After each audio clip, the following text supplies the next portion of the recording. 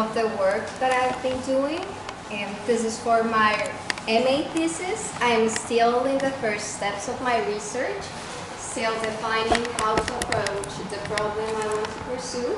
So any suggestions are welcome.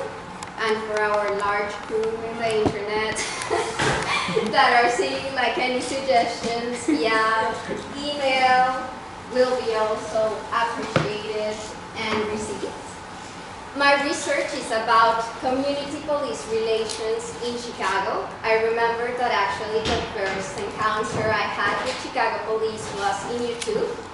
I remember seeing a video of a very young African-American boy being shot, and it was shot 16 times. You can see him walking unarmed and walking away of the police, and the police shooting at him. I then became aware that the name of this boy was Laquan McDonald, and this shooting unraveled like a public outcry about lethality in the Chicago police, and also the blue coat in the police, because when the officer was asked of what had happened in that moment, he masked the truth and didn't like speak what had happened. And this incident started a special report convention, and they did a report about how to improve policing in Chicago. This was 2016.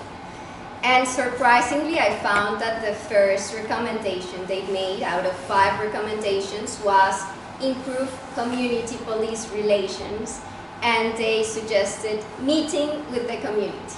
That sounds like a very intuitive remedy, and it has also become a very universal medicine for broken bonds with the police.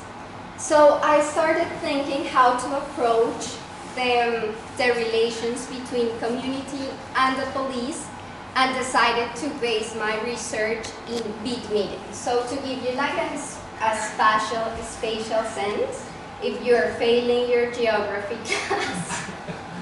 So this is Illinois. I am going to do it specifically in Chicago, and the police in Chicago divided the city in 22 districts. My research is based in the 12th district, that is this pink one, and we are roughly in this baby blue one. So it's a very interesting district, is this one. And every small cell that you see there, it's a beat. It's what police call a beat, and I understand them like the building blocks of policing in Chicago. So they have a special beat cops that police them, and then every beat has a meeting every 2 months to talk about what is happening in their neighborhoods or in the blocks. It's an interesting district also because it's very diverse. In the north part, we will have West Loop, basically, so it's very wealthy, chic, you have a lot of restaurants. The majority of the people that live there are white. And then we have in the middle parts, it's mostly a black community. And then in the south, we have the Latino neighborhoods like Pilsen and Heart of Chicago. I'm actually live in one of the Latino neighborhoods, so I am participating in these beat meetings like a neighbor and also as a researcher. My method is to go to these beat meetings and do participant observation. This has been a method I've talked with Professor Clark, and although he recommended me to increase the factors I looked at, I am still trying to understand better how the dynamics in these beat meetings work. And what I want to understand is first, who goes to these beat meetings. I've been seeing data about these beat meetings and when they started in 1995, roughly in the city. participation was high and high. I will say that roughly 26 neighbors will go to these meetings. Now, like we've seen in the class also, the civic participation has drastically dropped. You can find like approximately 5 or even 2 neighbors. In the last one I went on Wednesday, there were only me and another guy. So civic participation has decreased in these meetings, and the people that go are also part of other civic organizations in the neighborhoods. So they already have a salient position in the community, and the topics that are being discussed, basically what I'm interested in determining is who are they classifying as an agent of insecurity for the community. I was at the beginning outraged due to like racial, income, stereotypation of the comments. They wanted to go after the homeless, after young Latinos, independently of the area they lived. The wealthier and the least wealthier, white or black, and our professor class has said like 15% maybe only correspond to gender, race, and income. But I found that this stereotypation of the agents of insecurity like is transversal in the district. I don't know that in the whole of Chicago. So my project, as of now, wants to determine the symbols that are being made and constructed in these meetings to be able to inform how policing is being done in Chicago. It's a small scale research, but I think that like this very detailed and profound understanding of meaning making would help us to understand how these democratic spaces are being used and how they are informing policing in Chicago at large. So that basically is my research.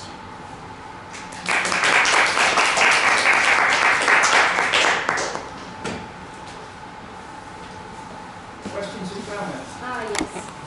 Yeah, actually, we might try to have a little more general conversation on the importance of neighborhoods and the transformation of older patterns. We're going to hear another one on unions in neighborhoods today. So let's keep that in mind. But anything specifically you want to ask about the what you've heard? I do have a question, a specific, which is when you said you were outraged when you first went to these meetings because of the stereotypes that people were using. What did you expect to find? Like, what was your theory? Like I went with basically without knowing what I was going to find. Right. I was like doing just observation in the police station and was invited to join one of these meetings. So I think I was hoping just general discussion of what were the concerns, but I remember like a very specific discussion they had to explain me how could I identify a gang member, for example, to call 911 when I saw them. So they're starting police and neighbors talking about hand movement, tattoos, that I will see like their underwear because of the baggy pants, that the way they move their hands, and how for me was a little like I understood in a sense like this process of making a symbol of who was threatening the security in the neighborhood. Thank you. This is what you just said is very interesting because it contradicts what I thought you said 2 or 3 minutes before, and it contradicts the normal things of race, class, gender, poverty, national origin, and age. That is, hand movements is how you stand, how you show your clothes. These are not inherited from your parents. These are your behaviors that you present in relationship with the police officer. So I say that alone is very interesting because it contradicts what we have heard so often. On the other hand, how do you know what you heard is what they do in the relationship that the police officers do in the street? I don't know how to link them, but they normally these big meetings of the I've gone to approximately 4 and other types of meetings. They show pictures of the people they are looking for. So they will show us like a gang member, and the gang member had tattoos. I didn't know, well, what they classified as a gang member. I don't know. They show you photos, Photos. not videos. Not Videos would videos. show how people move. They don't. You can't tell the hand movements from. Yes, I don't know how to link what is discussed in the meeting to actual policing. I have to figure it out. But I think that these meetings do inform, in a sense, what police go and do in the streets. But did they say nothing about, say, race or poverty, or that is That we were in a Latino neighborhood, but last time they say, like, we are looking for this gang member, he lives here, he has to be like someone's nephew or son, so we should know something. And so they didn't say something specifically about ethnicity, but I think it was implied. There are a number of non-Latino USC students who live in Pilsen. Yes, yes, yes. And That's true. artists all live on the east side of Pilsen. But poverty, education, language, style of speaking, those would be the more social background. Whereas, so that is I'm applauding what you've told us right at the end, and I would play it up. But I would try to unlearn more about it and contextualize it, because it contradicts what most USC students would have thought or said. Yes. Based on the normal media coverage, they'll say it's poverty, it's race, it's education. They don't. The normal media don't say it's hand movements. That's new. And that's interesting. So cheers. So speaking of hands movement, I find this interesting, and your methodological take is interesting too, focusing on symbols and making meaning. Are you potentially looking at a cultural incoherence of some sort? For instance, people of Southern Europe, Italians, Greeks, the Middle East, they use their hands when they talk, right? Versus people from other culture that maybe wouldn't use their hands. So are we looking at cultural difference that somehow ends up being provocative or misunderstood? And also maybe can you speak a little bit about the demographics of the police? Do they also have Latinos among them?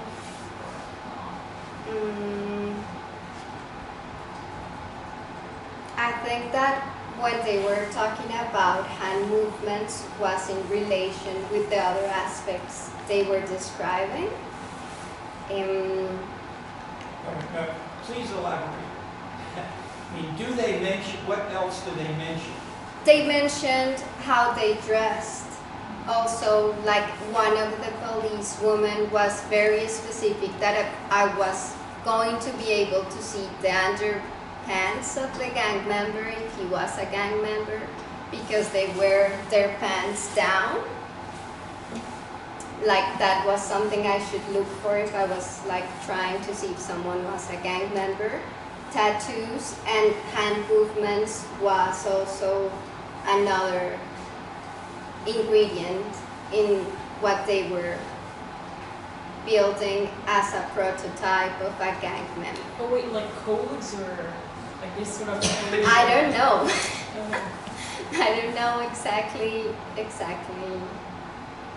how. Have you looked, say, at the percentage of people at different income and education levels in Pilsen? Yes, I found some census data, but they are like 10 years. No, but That my helps. simple point Yeah. is it's a low, mid, or Yes. mid-low income area. Most everybody is poor.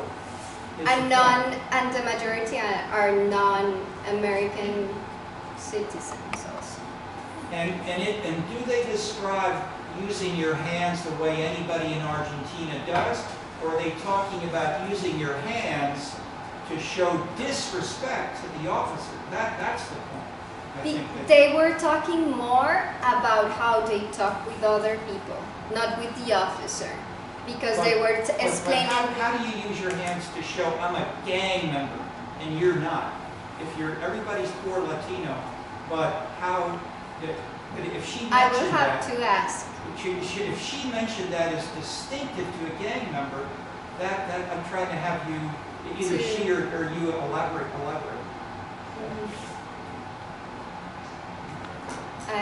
But is there, sociologists write papers and books about this stuff, so it's not true. But that is, you have what you hear are two competing interpretations. It is national culture, and Southern Europeans use their hands, or it's an individual who said, you know, I'm fighting authority and I'm showing you I'm the boss, not the cop. That's what I'm trying to have you distinguish explicitly, if possible. Yes, but I think that they were mentioning hand movement also, like the belonging to the gang, and how they. But what are the hand movements that show one person is a gang member and the next person is not? That's my question. I don't know. No, But, yes. and I'm hypothesizing, think about, is it showing disrespect and power and independence and autonomy from you? Okay. And to try to look for meaning, because you have at least, those are two competing meanings, and maybe it's a third, something else. Yes. But observe, but you need to give meaning to what you're, you need, ideally, find their meaning. And so the policewoman is one excellent informant, but she's telling you the police side. And if you could get the gang member side, that would be better still. Yes, I don't have the gang member, but I have neighbors, because it was a conversation between police and neighbors in the big meeting to describe. I think I mentioned the name of Forrest Stewart. He's been on the faculty here, and he has two books that deal with stuff just like this. I mean, describing how you use your hands, what people say. I mean, very detailed, specific ways of talking, phrases, interrupting the police, and then having that as full text in his papers and books. I'd say take a look at that kind of thing. And he's very explicit about, for instance, the kinds of, the gang members are now, but are not just gang members. Others are also posting videos where they do this stuff. And he comments on who edits the videos. What do they take out and what do they put in? And they keep in, he shows tough, macho, big guns, tough expressions, and if there's something which shows a little bit of softness, they take it out. So they're very explicit about this. And it's not everybody from Southern Europe. It's my point. Okay. Yes. All right. Time is going out. But what if we go on and have it, and then we'll have a little. But that is, I'm deliberately spending a little more time if we've got bigger things that feed into broader issues. If they're uniquely one neighborhood, we don't care. But because it's an important, because poverty and ethnicity are bigger concepts, that's a. But I know they also overlap with the two other interesting presentations that I'm looking forward to. So maybe we should let them continue, and we'll discuss a little more. Sure. Yeah. Either one.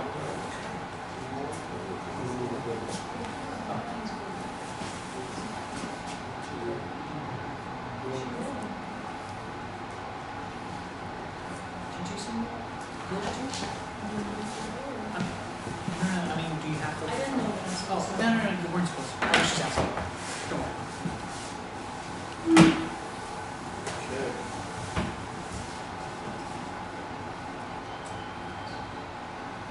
All right. Hey, y'all. I forgot to put my name up there. So my name is Guillermo, and so the tentative title right now for my presentation and the thesis that I'm working on for MAPS is Brazil Shifts Right. What role did religion play in Bolsonaro's election? And I sort of want to qualify my study first because I know that last class we had a lot of quantitative work, which is awesome. My approach is going to be more qualitative, and essentially there's two things that I'm seeking to explain: causal mechanisms and meaning making. So essentially you can distill that to the how and the why. And although I do utilize like statistic methods, and you'll see I did incorporate a graph in here, you know, to solidarity with my quant people. Essentially, my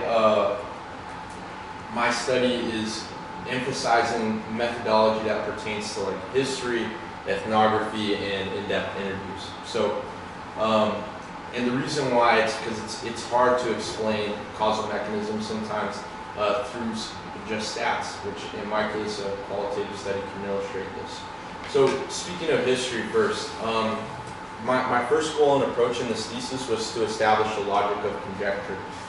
What's been taking place in the Brazilian political and social realm post-1985 and up until 2019. Now I wanted to include this in the presentation because, you know, as I demonstrated in my last little intro, there was a little bit of context that was missing. So Brazil re-democratized in 1985, but it was pretty tumultuous. It wasn't the smoothest transition.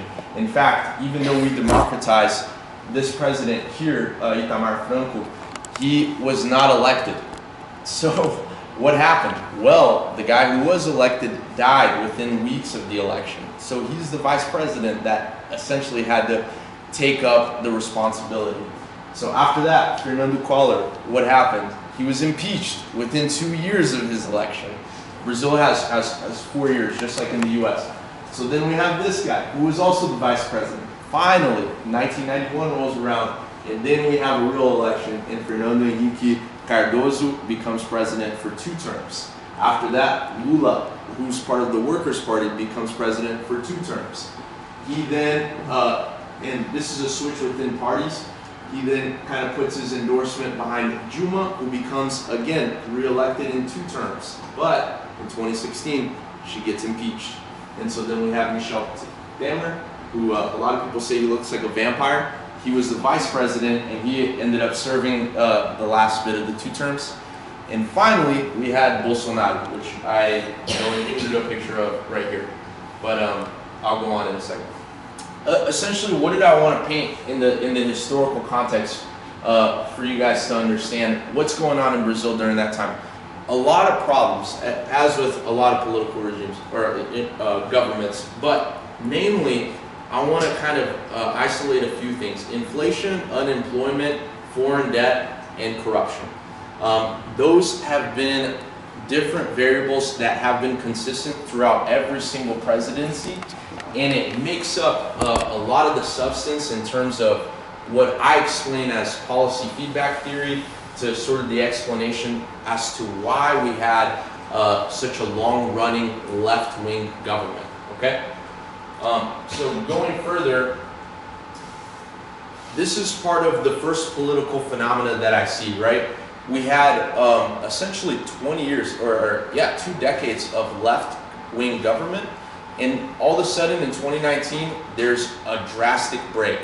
It goes from PT, Workers' Party, which actually stems from union leaders, to then a far-right, very different anti-globalist government through Bolsonaro.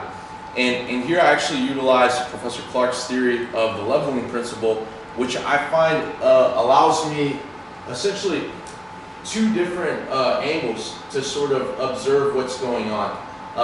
The first application of the leveling principle, which we can read in page 36 of the New Political Culture, is that the leveling principle challenges traditional left and right political affiliations. So this allows a new political dichotomy to emerge. This is important to the context here. And another application, which was explained later on when the New Political Culture brings about right-wing governance, is the fact that a new political culture can alienate certain civic groups, who then form and join new social movements. So, talking about the logic of political discourse in Brazil and how that's changing, just to focus on Bolsonaro for a second, essentially we go from a left-wing government to a counter-globalization movement where he's aligned with different political leaders who are also populists, who are also counter-globalists, and essentially he himself is an unlikely candidate. And although there's this rhetoric around him, he was very anti-establishment, anti-PT, which kind of puts him in a very different category, and aligning it with the leveling principle ideology. Additionally, I think it's worth mentioning that it's a part of another wave that I see that this government is a part of, which is 1964. Why did Brazil end up going into a military dictatorship? Because, again, this tendency to crush the left through military force, which is what happened in Brazil. And then again, another wave, which is Brazil being an isolated country in Latin America, which calls for a nationalistic, patriotic identity. And this can be kind of surmised in the, Brazil above everyone, God above everything, which is the political campaign of Bolsonaro, right? Okay, so this is interesting. This is a phenomenon. Why? Because this clashes with Brazilian politics for the last 15 years. Brazil was universalist. It was friendly with every other country. In fact, when Lula was president, when he went to visit Israel, he not only visited Israel, he also visited Palestine. And the idea was that Brazil, who's been a country that hasn't been to war in 147 years, can shake hands with everybody. So this is very drastic, considering that Bolsonaro takes on this meta-political narrative that is in large part informed by, his son, Eduardo Bolsonaro, who aligns himself with Trump. Mourão, who is his vice president, who is also part of the military regime, is an ex-military general. Paulo Guedes, who's actually from here, got his PhD here at the Econ School, and he's a free market capitalist. Sérgio Moro, who is essentially the face of this anti-corruption judge. And then we have Ernesto Araújo, who is explicitly anti-globalist and Christian, and he sort of legitimizes his rhetoric through his evangelical lens. But here's the thing: I think although there are these drastic changes, it's easy to sort of attach this wave into a resurgimento kind of type idea, this resurgent wave of authoritarian government. While which undermines essentially another political phenomena which I see, which is the rise of evangelicalism. I'm going to actually skip to this slide because I'm running out of time. But this is essentially the core of my question, because although I think that technology, I think that the meta-political narrative matters, I'm interested in the fact that 70% of the evangelical base voted for Bolsonaro. And without the numbers, which come out to translate, 70% of the base translates to about 29 million votes.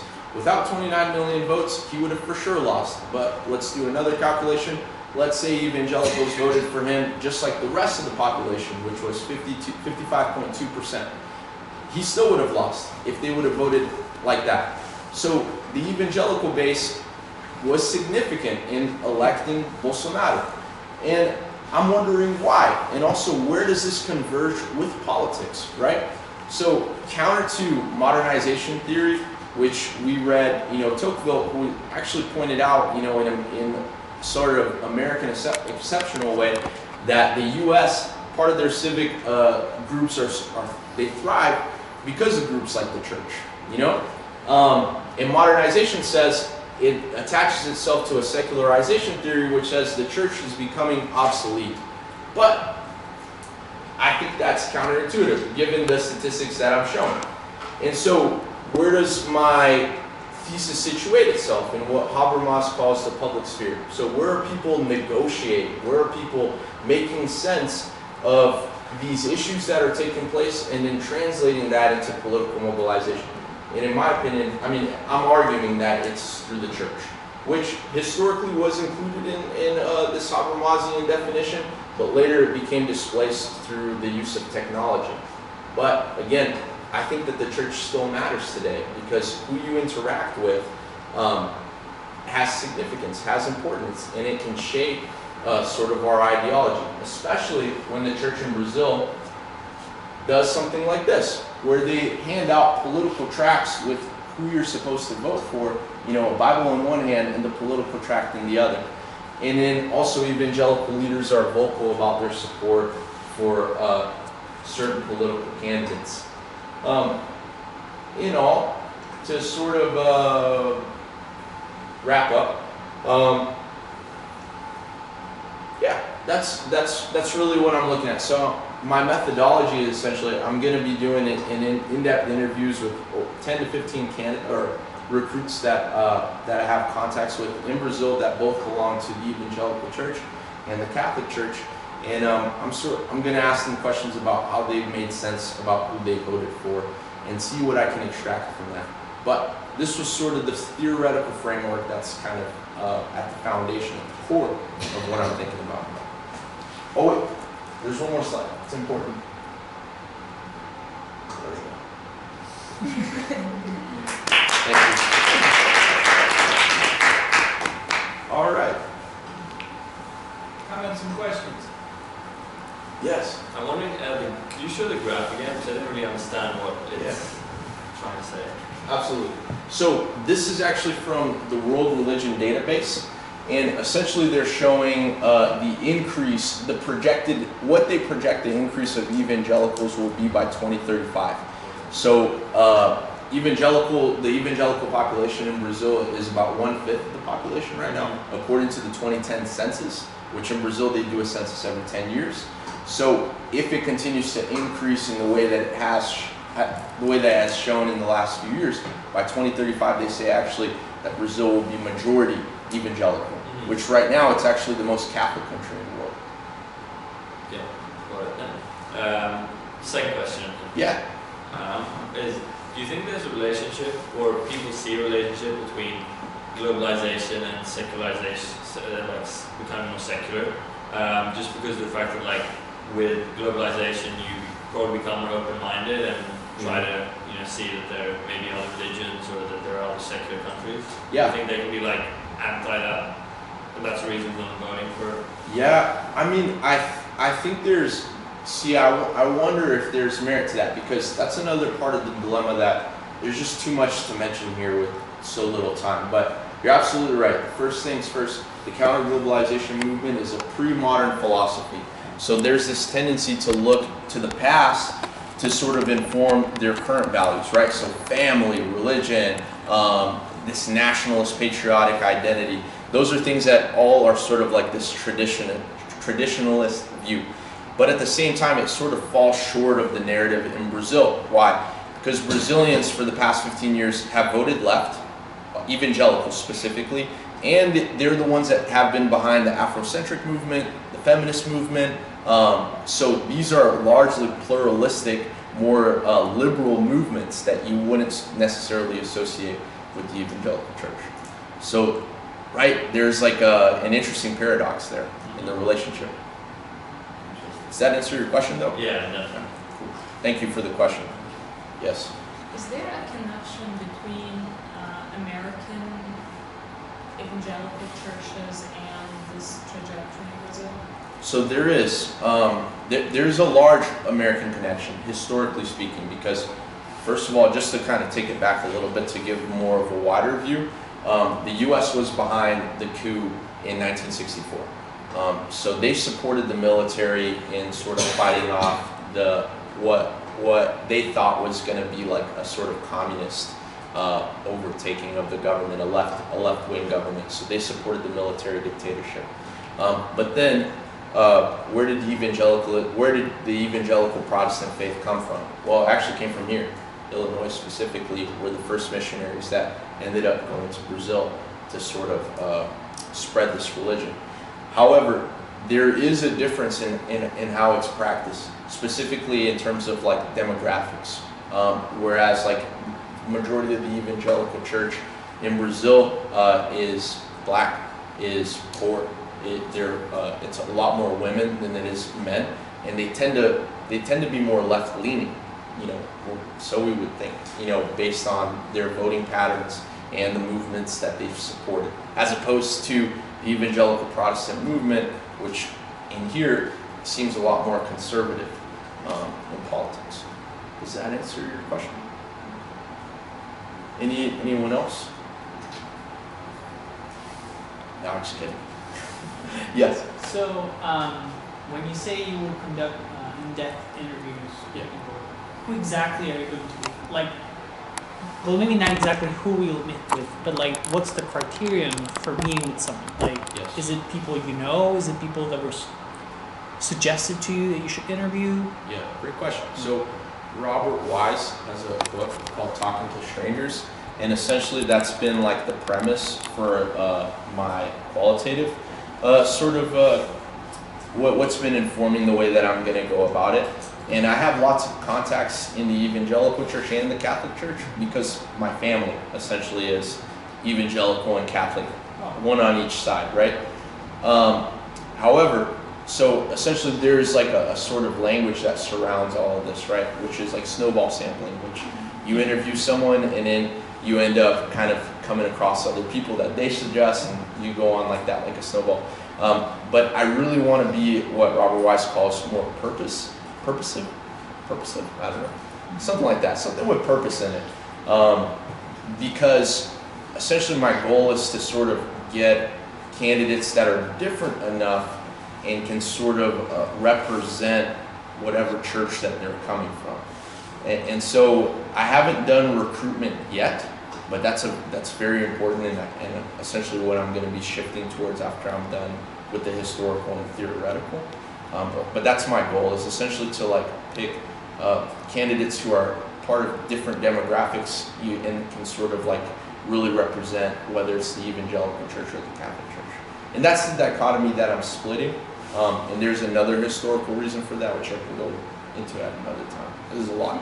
Sorry. Thank you. Thank you for the question. I appreciate it. Thank you. One big point we see here is that inside Brazil, before this, you didn't play it up very much, but it's there. That is, the old issues that crystallized to define the left and the right in specific parties have been changing substantially in Brazil with Lula. Lula in particular, there's Yes. lots of international commentary that Lula was breaking all the rules. He was bringing in many new issues, and it's just gone much further. And this is not just Brazil, this is happening worldwide. So don't assume the simple interpretation of left or the name of the party like socialist. That doesn't tell you very much, very clearly anymore. Yeah. And so thank you for bringing that out with enough subtlety that it will stay in our minds, because I mean, Brazil is a major country certainly it's number one in Latin America, but it's a major country in the entire world. And these issues about what positions parties and leaders might take, I'm sure it's being followed and taken seriously globally. So Yeah. thank you for these thoughts. Thank you very much. I appreciate it. Good. All right. Next presentation. And having heard the summary of what we're going to hear, it too, when you think about, I'm just saying this since we're going to hear this in a minute. Think about the old lines, the old left, the old right, the components of the old left included the church, the union, and the left party. And then these were often neighborhood specific. generations come together or broke apart, differed, and are changing for reasons that we may hear now. So can I ask a question first? Sure. So in making suggestions for an approach for an interview like that, Professor, what kind of questions, given that you've done a lot of oral history here in Chicago, and I think personal histories matter in an interview like that, what sort of points would you tease out? Now, what if you give us that is, I mean, I'd say the reason I'm saying, putting it this way is, it depends on what you want to learn. So if you, why don't you tell us a little more about your topic, and then let's come back to sort of concepts and methodology that relate to your specific topic. Because you've chosen it very thoughtfully, and so Thank you. let's hear your take on it. So hello everyone. Thank you both for great presentations. I am a little bit earlier in my work. I'm at a different stage from my two friends here. However, I am looking at something that really intrigues me. In 2014, like I've told you here before, an alliance was formed between two unions in the city of Chicago, the Chicago Teachers Union and the SEIU, and two more or less community organizations. They are themselves alliances, Action Now and Grassroots Collaborative, and they formed together a political organization called the United Working Families. Within just a couple of years, their impact was felt in the political arena in Illinois. Like I said here before as well, we see them sending to representatives to the Illinois House of Representatives. They also managed to contribute to the election of 9 aldermen to the city council in 2018, and they captured 2 seats on the Cook County Board of Commissioners. And they continue to grow as we speak and to refine their agenda. So I am interested in this coalition as an entry point to investigating forms of organizing, agitating, and policy advocacy at a time of polarization, politically speaking and socioeconomically speaking. And one of my research purpose is more or less to situate this organization in the context that informs it. So I am asking what conditions and historical precedents propelled the development of this alliance and supports its formation. And how does the urban context, in particular here in Chicago, come to bear on the experiences of the members, if at all? Finally, to what extent is the UWF a vehicle for electoral politics, more or less, or could they potentially be a means for a different vision? And what vision? That in itself is a question. So to understand the UWF, its vision, the political model, its operative strategy, I ask, how does this multi-sectoral organization form a common policy platform that affirms that coalition amidst competing interests? Right, the very form, the very organizational form here is interesting. Coalitions are not new necessarily, but in this particular case, what are they about? Now, I think it's important to just pause here and ask a very simple question about definition, which is, what is politics, you guys?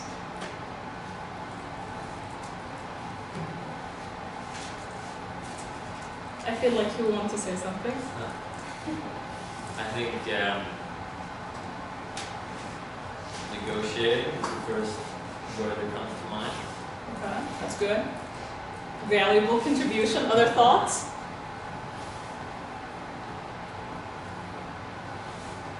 Other thoughts? Well, maybe Weber could be of help to us. Weber defines politics as striving to share power, so something that involves potentially negotiation at best, right? Striving to influence the distribution of power. And Harold Lasswell from a graduate from U Chicago here said, very simply, what? Politics is who gets what, when, and how. Right? And so this is pertinent here, again, at this time of polarization, at a time when we are looking at, especially in the labor arena, where there is a great deal of flexibilization and changes. It is a question of who is going to get what and how, right? And so how do those who find themselves in precarious and vulnerable positions strive to influence the distribution of power? Or have their own demands, aspirations, and needs recognized and responded to. So the UWF is a model, is potentially a model, is an attempt, is an experiment, whatever it is something worth unpacking and exploring. And I will engage, or I will put this model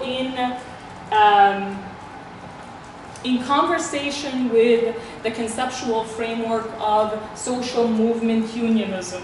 This is an interesting framework because it considers and conceptualizes the role of unions in social change a little bit differently from how we are used to it. When you think of a union, what comes to mind?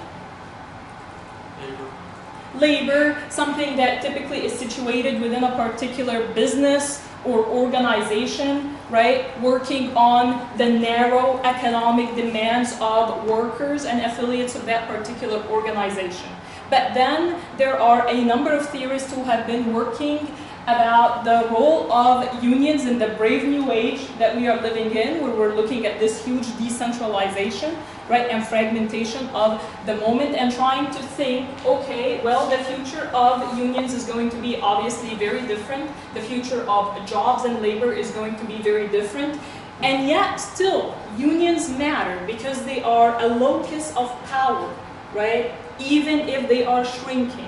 But then could they, in conjunction with other actors, social actors, could they have a transformative impact, or at least power within this negotiation, to use that word, right, in that social sphere? And so social movement unionism attempts to rethink the role of the union as a vehicle for social change, but also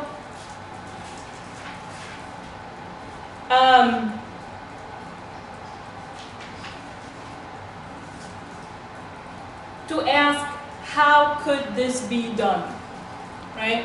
Working in alliances with communities or with community organization to accomplish what and how. And also in an era where we could potentially be looking at very different ways of doing work. Perhaps the answer is not simply to continue battling for a set of rights and securities, but literally to change the external social structure in which work is situated, right? So it's stepping outside of the union to look at society and yet ask, what is the role of these remaining locus of power in this transformation? So this is my project. I will use both an ethnographic and a historical approach to this investigation. I will attempt to situate the United Working Families as an organization within the broader history that unfolded and brought it forth to us here in Chicago. And I will also be observing, visiting, and meeting, and eventually carrying interviews to better understand what exactly are they trying to accomplish and how. Questions?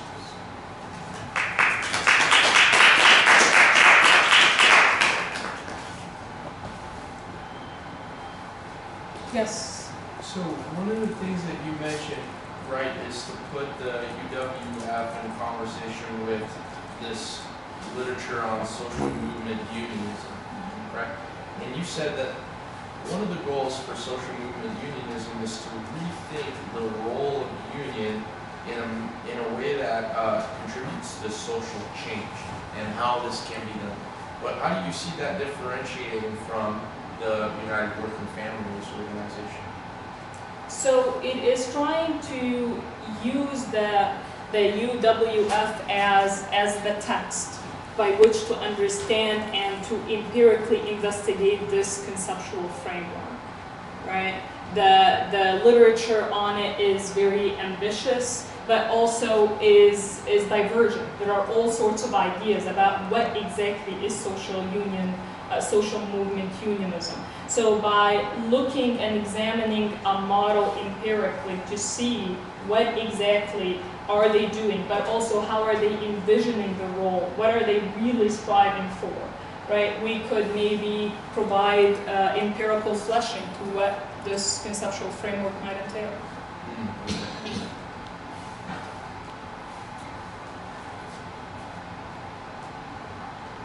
Okay, well, time is brief, but to maybe start with your question to me, I guess I'm breaking with some of my faculty and maybe your preceptor advisors who may say, follow one method. And I'm saying one method is also to choose multiple methods. And all of you are doing that.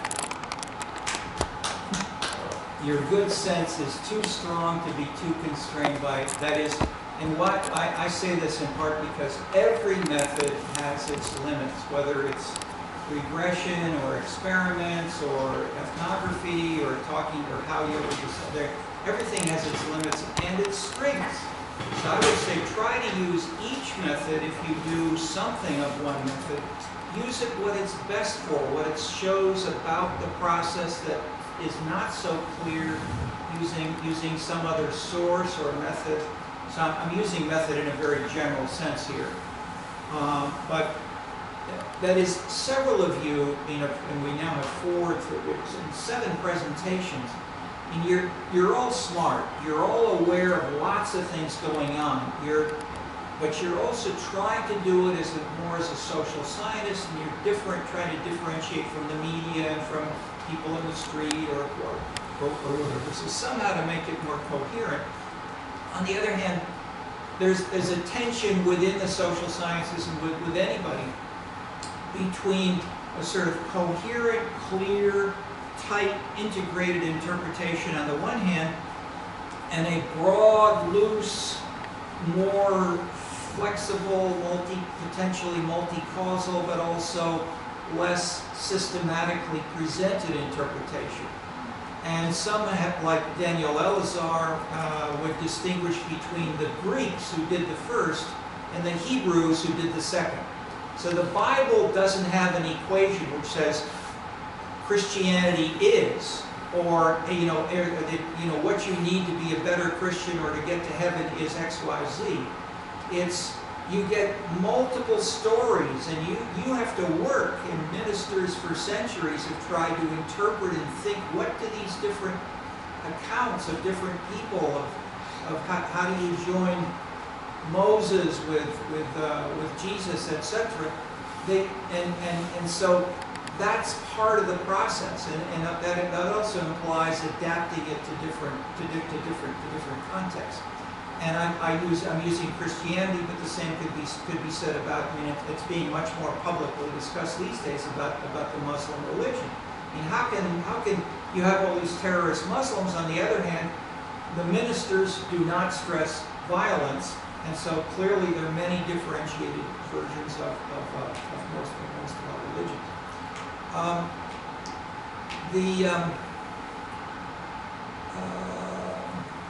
To come back just briefly, though, and again, as I said, let me try to address the bigger issues which are either explicitly behind what you talked about or which are important for the broader story. I'm going to talk a little about now. Is where and why do we get these different patterns? And the one pattern which you've identified, and I would make it even more explicit, is why and how are these unions joining with neighborhood groups in Chicago right now? Because and I just say it more explicitly, usually the neighborhood groups have been separate from the unions. If we look but you've got nested examples and nested frameworks about what goes together and why. You have Chicago right now, where we have a mixture of the old machine fighting against the reformers, and then others around the edges and playing multiple roles along with those. And each of these have, in a sense, their rules of the game. But what you're describing is breaking many of those rules in interesting ways.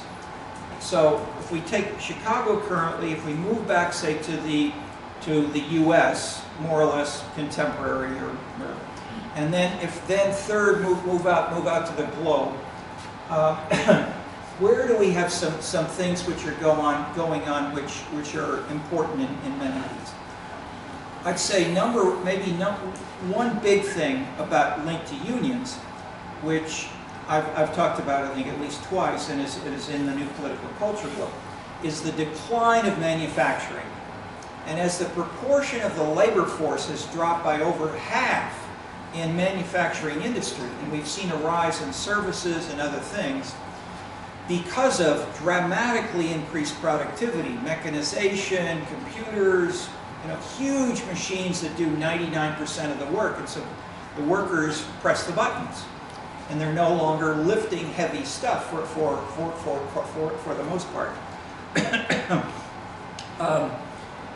As that has been happening worldwide, that in turn has dramatically created a political problem for the political parties and the unions that would represent those workers in management negotiations or in the political process.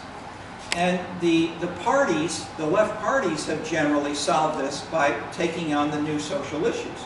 Environmentalism, women, human rights, and so forth. Not everywhere, but pretty much. For the unions, there's a big difference between the U.S. and, let's say, Western Europe and much of the rest of the world. That is, the U.S. in part because it's an immigrant society has had ethnicity undermine the power of the unions. And the neighborhood groups were a vehicle for articulating ethnicity most explicitly in Chicago. So, whereas in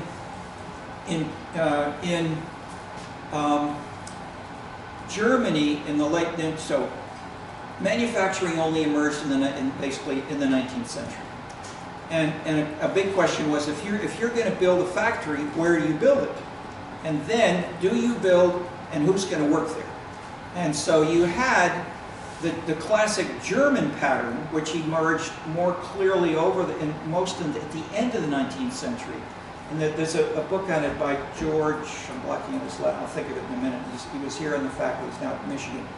And he asked, he's a 19th century German historian, sociologist. So he asked, why did the German Social Democratic Party and the mayors and the union leaders, see the mayors and the union leaders all agree we want to have housing for the workers right next to the factories. And they had, but what he lays out nicely is they had three different reasons for the same thing. They were all right in their own terms.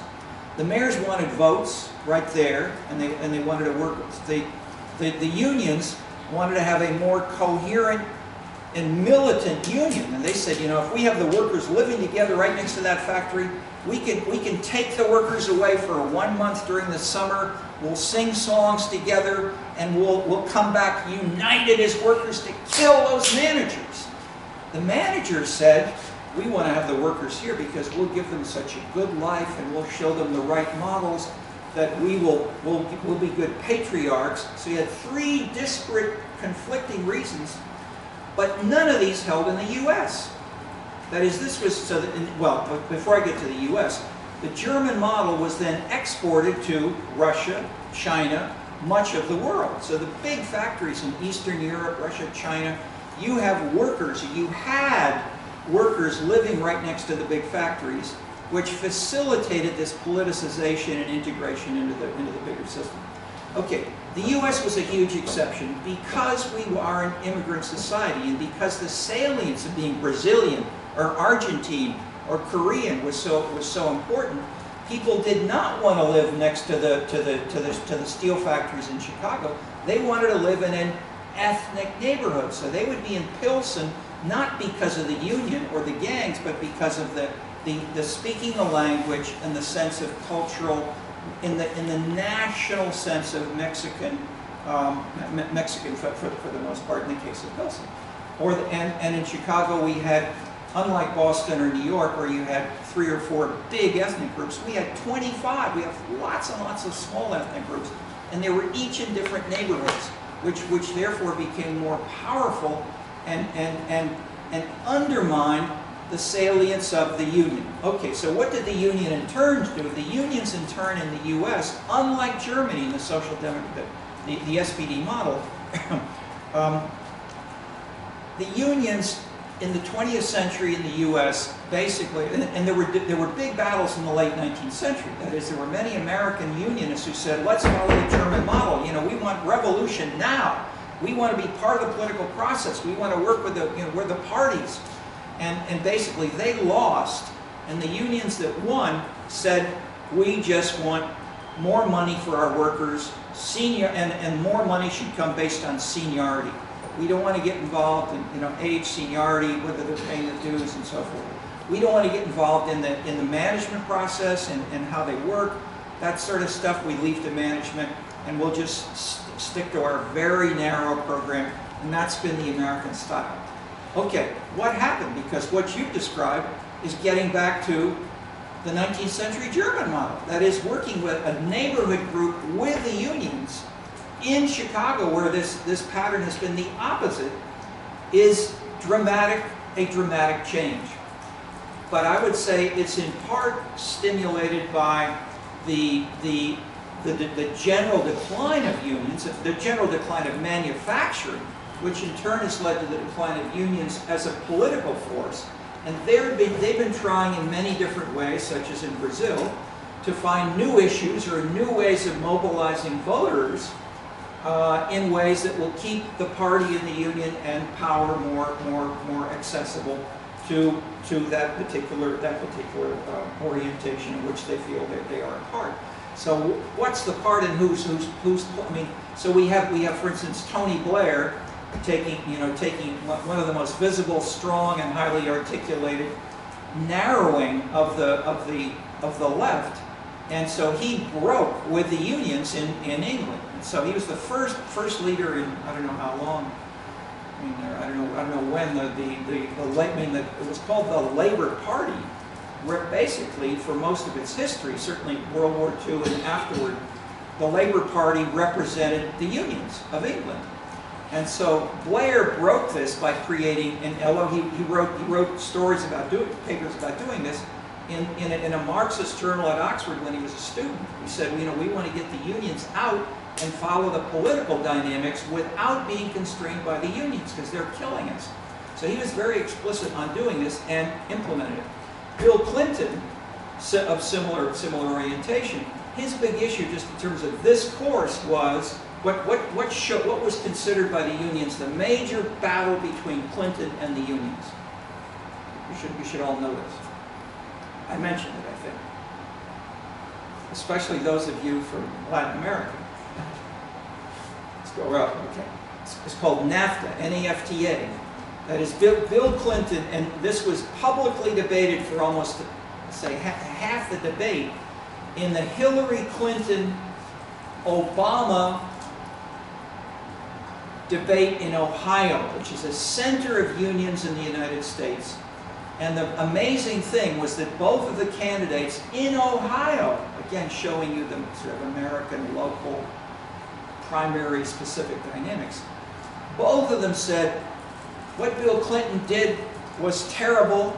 and his own wife said, I'm going to abolish what he did, my husband, he did it wrong, we're going to go back and have a different kind, that is she was trying to take a strong what she thought was, talking to the local participants there, a pro-union position, attacking NAFTA, attacking globalization, and saying, we want to help the union here in Ohio. And Obama basically said the same, that Bill Clinton did it wrong, and don't vote for his wife because she's following what Clinton did. And then she came back and surprised him and saying, I'm against my husband, he was wrong. Okay, but she didn't say that in other places. I mean, she said very different things in different. But I cite that because it shows this in one of the classic in one of the most nationally followed, publicized, and where lots of resources got brought into Ohio to fight over unions, and because it's also between the two parties. Okay, so I'm bringing in a couple of anecdotes because they illuminate bigger stories. After I published City Money, I was invited to meet with the one of your two unions, the American Federation of Teachers. They have a national meeting in Washington once a month of the people from, I think, the 50 or 100 largest cities, the top union leader. And it was behind closed doors, no press, whatever. And to my surprise, because I read the New York Times, so forth. I'd seen the union. There used to be an advertisement every single Sunday in the New York Times, an ad where there's a full-page editorial, not a full page, a big chunk of the page editorial by the president of the American Federation of Teachers in either nationally and or in New York.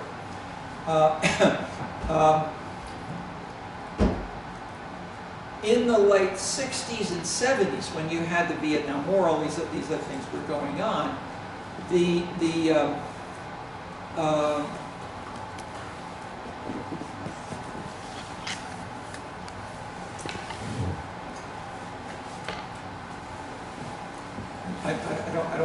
don't want to be too historical, and I'm trying to keep this simple enough, but also link with what I have here.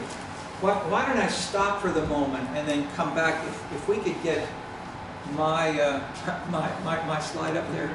Oh yeah. It's the second one from Monday. Oh, from Monday. Yeah, please. That is what I'm going to do is and show you in the slide is the multiple ways that these groups operate. These groups being unions, political parties, social movements. They're all important, but where and why do we have them, and what's the context within which they work? And so what I'm trying to help you think through is not just to describe one of them like a union and a neighborhood, but to say what's the content that is part of what have you heard me say more than once. Part of a good theory, and this is partly new to me. I'm trying to suggest this to the philosophers of science who write full books on this.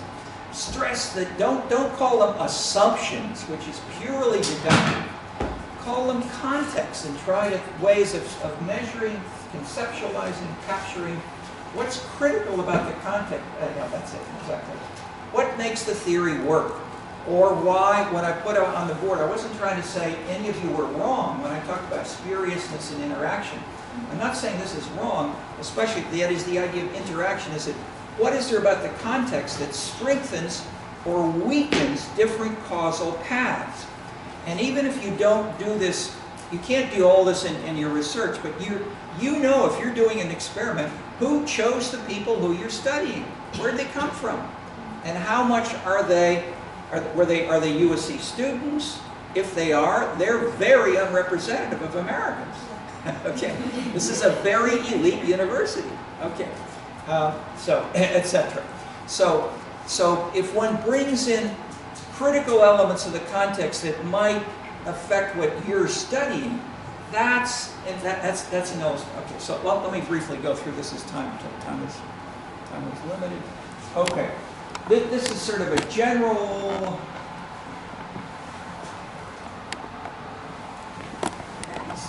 Historical slash, actually, yeah, okay. Historical and then typology. I mean, it's a big, it's a simple typology, but it's got a lot of stuff in it. And the headings, at the top are the headings: general political system, action group, social background, etc. Okay, then we have different periods and types. So that, and this is page 1 of 2. So in the feudal era, we had an action group which was a master and the followers. We had strong primordial ties, and the lord and peasants was a multi-generational, not just one person, but children, grandchildren, etc. Strong primordial ties. The principle was clientelism and patronage, and the incentive was job, not just a job, but full life support and generational support for your children and grandchildren. Private goods were given to your family and to your, that is, it wasn't a government program. This was given to you on Christmas and on birthdays and so forth. You would get gifts, you would get particular attention, and if there was a war or something, the master and all of his peasant followers in Germany or France, they'd go and fight together, and they would get killed together. And in the American South, the same way. The Southern Army, the Confederate Army, was built on landowners in that way. Okay. Range of issues, general, everything. Internal organization. I might have changed this when I learned more about Genghis Khan, but at least it looked like a strict hierarchy. But we've now learned, when we've looked at probably the biggest and most successful of these ever, it was Genghis Khan, and he did not have, that is, many of these things do not apply to Genghis Khan. I just gave you enough to show you that. He was not part of a feudal hierarchy. He was much more issue specific. He was a very creative political negotiator in finding people and issues, as well as a brilliant military. Okay, whatever. So personal contact closed. All right. If we go then next unions. Owners, managers, workers. Conflict. Job and pay. Strict hierarchy. And so here I'm simplifying to make this the more American, narrow version of union, but you know the German alternative. The strict hierarchy, the work is the focus, personal contact, newsletter. Okay, if we then move on to civic organizations, this is Tocqueville, etc. These can be more varied. They're all different kinds of things here. The most classic organizational structures, nevertheless, include members. Are you a Baptist or not? Do you have a card that says you're a Sierra Club member? And usually, they're somewhat varied, but they may fit one issue, like environmentalism or education. Personal contact newsletters, open and closed media, personal. Okay. Then political parties. So I'm contrasting this with what comes next. So if we just go down to the next one. Okay, what comes next? Post-industrial, more education, etc. So we have new social movements, new social movements, and then scenes. And so the point is, as the context has gotten looser and looser and more individualized and separated out, the old structures fall apart and they get replaced by new elements which take on more importance because the context has changed. So these are things we've been talking about in the whole course. The symbolism, anti-globalization, the lifestyle. Okay, so to jump in with the new social movements, the big change is no membership cards, no leaders, no websites. Whoever shows up is the new social movement. So the most tangible one is what I showed you the video of briefly, was called Occupy. Occupy was the main international example. It started in Wall Street, but then it went all around the world. And it had all of the above. It had tough union members. It had environmentalists. It had human rights people. It had police. It had anti-police. It had blacks and whites, etc. It had gangs. It But it also had a lot of people that were there taking photographs of each other's, dressing well, getting a new hairdo, a new lipstick, and they were, you know, they all had fun. And so I was there with many USC students. I rode my bike all around this stuff for, for a couple of days, for hours. I took videos as well, and I saw all this stuff. And then I talked with my students who are working on this and said, these people are no good, and they're having fun. Hyde Park was never that fun. They're just doing silly stuff out there. They're not following a program, etc. I'm not going to follow this. I don't want to do any field work in this Occupy movement. They don't have any program. Okay, they never get to. Okay, in Hyde Park, they got to intellectually define. Okay, so basically, consumption, lifestyle, having fun is more visible today and for a lot of people. We get over here to the scene, and the point of this is scenes are, well, for the Occupy movement, you got to show up, you got to fight with the police, maybe. You'll demonstrate, you may sleep there for 2 or 3 weeks as they did in Occupy Wall Street. And even if you don't have a card or an organizational leader, you're distinctive. With a scene, you're not. Anybody can go to a scene and leave it 5 minutes later or 5 hours later. So in that sense, the scene is even more open. And it's not inherently political at all, but as we've then shown you with my graph, which is taken from the Scenescapes book, these dimensions of scenes have become politicized in the presidential elections in the last 6 times 4 is 24. No, it's 5. It's the 5 or 6 presidential elections. So 5 times 4 is 20 or 24 years. We've seen a dramatically increasing connection between separate dimensions like localism, neighborliness, transgression, self-expression, and so forth on the one hand, and the Republican and Democratic parties. That is, the two parties in the U.S., and my hypothesis is that this is happening worldwide, but we don't have systematic data for this yet, that these scenes dimensions and lifestyle concerns are multiple new issues around which political parties can get defined. Or we may have leaders who are elected not so critically based on a party at all. And I would point to Trump's use of Twitter, and there are many other, and it's much easier to do that in a small town than it is in a national election. And so Switzerland is a strong case, but especially in lots of small towns in the U.S. are nonpartisan. So you don't need political parties at all to get elected, and these other things can make and are making an increasing important difference. And we have data on the importance of these. That is, I'm not making this up just from anecdotes, but we have data over time across cities for some 10,000 cities in 35 countries that show some of these changes and show some of the differences by left, by right, by party, by country over time. And that show the decline of unions, the decline of parties, the decline of the traditional cleavages, and the rise of these new multifaceted kinds of things. Okay, that's the main point that I wanted to make, but we've got 2 or 3 minutes. But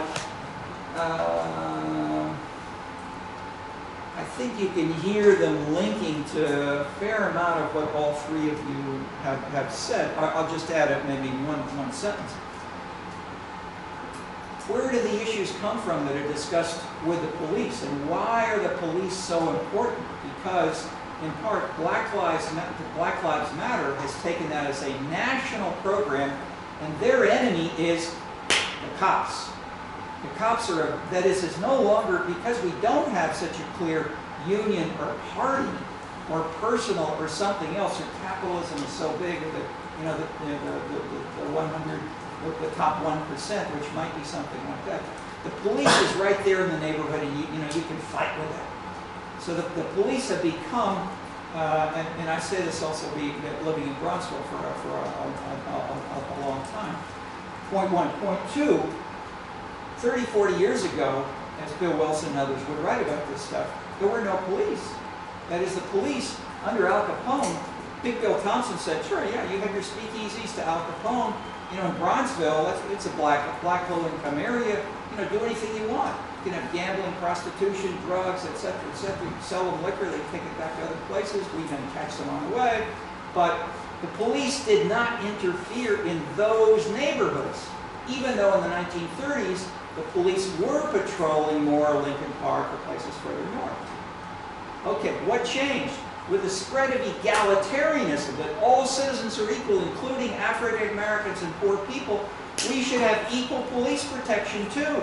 So you have the criminals who may want one thing, but the citizens who are not criminals, who are poor and African American or whatever in the U.S., also want part of equal protection. So what the political system has said is, yes, you deserve police patrols, just as many as we have everywhere else. Egalitarianism applied in a Bismarckian sense. We'll send more police patrols into black areas, and we'll bring you the broken windows theory, which says anybody doing things that might be bad is going to get stopped, and that in turn leads to the surveillance ideas, which are there as well. So surveillance comes with a greater police presence, which in turn leads to the Black Lives Matter coming back and saying, we're going to attack those people who are bringing surveillance to us. So these things are all embedded in what at least two of you are talking about, and maybe with aspects of okay, yeah, my just quick footnote for you and I will talk afterwards about this. All right, so that, I mean, I've said a lot of things very fast, but consider them as context, and with more time, we can put them into a framework sort of like this. Yes. So, first, could you just clarify what you meant with the first part of the policing, with the globalization? I didn't really catch that. Or like with capitalism, it's go to. No, I'm saying policing, unlike capitalism, which is so abstract, you can't easily protest against Mr. Capitalist, but you can fight with a cop in your neighborhood, or you can go to a beat meeting and say, this is my neighborhood. Although, again, I would flag, these beat meetings are not found in most of the U.S. or in most other countries of the world. These are an outgrowth of the importance of the ethnic closed communities and the idea that the police can work with them, and that's gone up and down over this history in Chicago. So, Professor, for the police, though, I mean, on the one hand, it could be that leveling and egalitarianism, but also there are different functions, right? The police Absolutely. behaves different Yeah. than the other stuff. No. The broken windows idea is don't work with the neighborhoods. Just bring in more cops and have them stop, you know. And then this is in the first debate with the first debate of Bloomberg. But when Bloomberg is mayor, one of the first critical questions of him in the presidential debate was, why did you do so much stop and frisk? And his answer was, baby, we did too much. I mean, he basically, he's acting in a non-Trump manner, saying, yes, that was wrong. But New York at the time, but the stop and frisk was clear part of the broken windows theory. I mean, stop and frisk people who look as if they may be dangerous, but not just them. I mean, as described by Forrest Stewart, everybody in a particular street got stopped. Okay. Yes. I'm just wondering, is that the same time when some Anglophone countries began to try to import the police, like community policing, political culture from Japan, and whether this kind of, but later this kind of failed or declined, is this part of history passing the world today in starting to talk about here? Tell me just a little more about the part that you're describing. You say that Japan. Yes. What is it? What is it that you're referring to?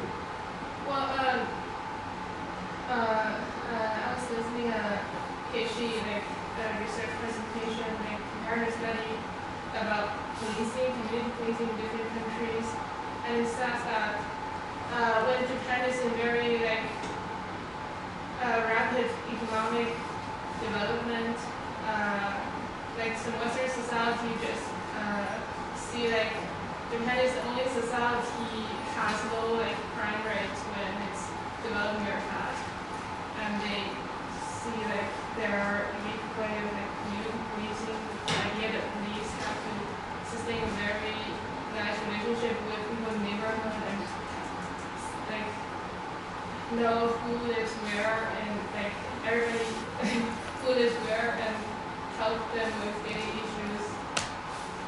I mean, America's like American government try to report these sort of organizations. Right now we can see very much these history here. Okay, well, these are lots of complicated, interesting themes that are interrelated. But why crime is low in Japan, and how much it's the police, or how much it's immigration, or how much is income inequality, or how much is migration, or how much is the lifetime employment in one corporation, and the strength of the family. All of these are going on simultaneously, so it's hard to separate this out. And maybe some, I haven't seen anybody who's tried. The closest I mentioned is the book by Eisenstadt, called I think Japanese culture or something. That's roughly Japan's culture. And he goes through taking one general idea that may have been used around the world, and how the Japanese have basically made that idea work in Japan. Now that's not the, you're talking, so my quick answer is we need to sometimes narrow in, do only one paper topic, one MA topic, and you can't do all PhD in one MA. At the same time, you can have a 2-3 page at the beginning and say, here's some aspects of Chicago, the global, the context, the historic context, the local context, and how they help transform, or why and how these may shift and make, for instance, evangelicals distinctly interesting and important and critical for me to focus on in Brazil now. And that for sure is legitimate. So that is, we can't do everything in one lifetime or in one paper. So, but I'd say do a little bit of the more general at the same time, and then if you're not another suggestion, you can do 1 or 2 or 7 interviews, but don't throw away everything else you've learned in life or in your courses in your reading. Ideally, try to join them together. And then maybe spend a little time, even in a couple of different chapters. I mentioned Joseph Yee did basically an ethnography of Chicago. He had a whole chapter in the middle where he used the GSS data, totally different methodology, and he found the same basic findings. So but that overcame the questions which critics would pose to him. How much is it just your chance sampling of people in a couple of martial arts studios in the south side of Chicago? So he showed the same patterns happen across the whole U.S. with the GSS data. And it didn't take him long to do that, but it added a lot. Okay, we're over time, but these were, as you can hear, these were big, important things. So thank you for stimulating us. You 3 and the previous 4, as you can hear, I've been going back and forth trying to help each of you however we can, as best we can. So, but there's no one right answer. There are many ways to do these things, and you're exploring them and helping all of us, even those who are not here in person, see this kind of diversity, and how we can learn from every methodology, including the arts. Okay, I'll end there. Thank you. Good. Let's see the first slide. Yeah.